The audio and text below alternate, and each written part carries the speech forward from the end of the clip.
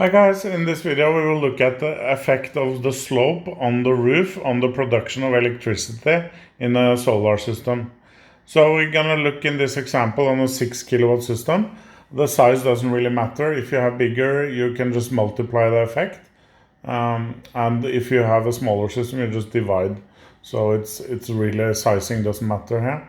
We have put in loss of about 14%. That can be a little bit higher or lower, doesn't matter for this example. We have the tilt, that's the slope. So we're starting out with 15, which is optimal for many parts of Thailand. And then we are south.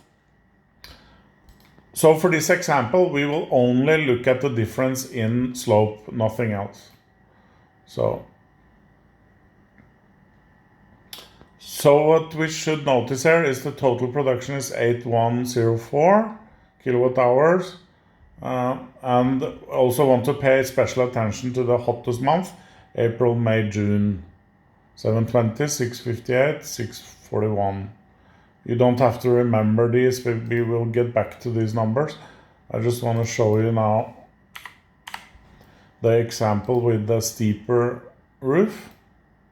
35 degrees is pretty much what you have on CPAC, normal CPAC roof. You know, the CPAC, the ceramic tiles, they normally have a slope of 30, 35, around there somewhere. So 35 is a okay example just to compare these two situations.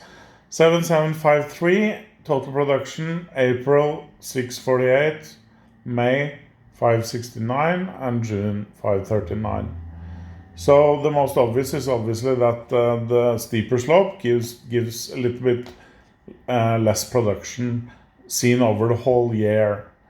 Now, if we look at the details a little bit, because actually in this case the good stuff is in the details.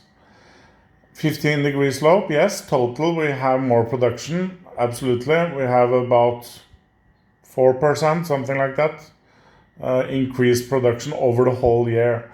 But then if we look at the hottest months, where we are most likely to use more air conditioning and more electricity, the difference is actually more than 4.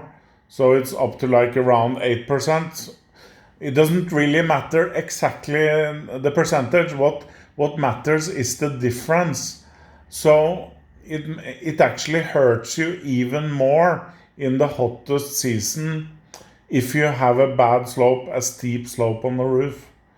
That's the main point that I wanted to convey in this video, that the production difference is about 4%, something like that.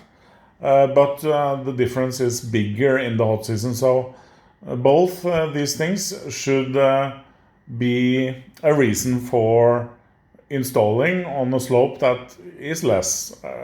Optimal is 15. But it also shows you that the effect can be negated, because the effect is not enormous. You know, we're talking about 4% total change and 8% in the hot season. That's very easy to compensate for that in increase in panels and other factors. So even if you have a roof that has very steep slope, doesn't mean that you should not install solar. It just means that you get a few percent less, and you can compensate that in other ways. So okay, so that's a little bit about slope. So what I'm trying to do in the videos from now on is to keep each video about only one topic, so to make it simpler, because I think for some it can be difficult if I start talking about slope and direction and production in the same videos. So I will try to make videos that has more separated topics in the future. So that's why we are doing only slope in this video.